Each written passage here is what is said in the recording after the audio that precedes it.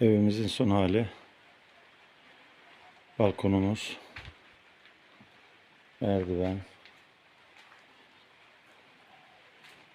Şöminemiz. Gerçekten çok harika oldu.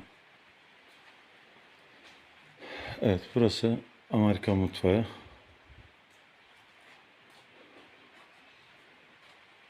Giriş kapısı plastik olacak. Cam.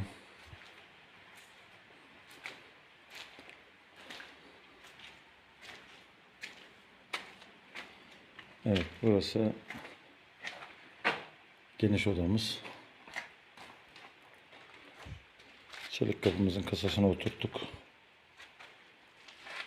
Biraz dar var ama burası küçük odamız. Burası koridorumuz. Biraz karanlık olduğu için yağmur yağıyor. Burası banyomuz. Burası tuvaletimiz. Şu anda sıvaları bitti.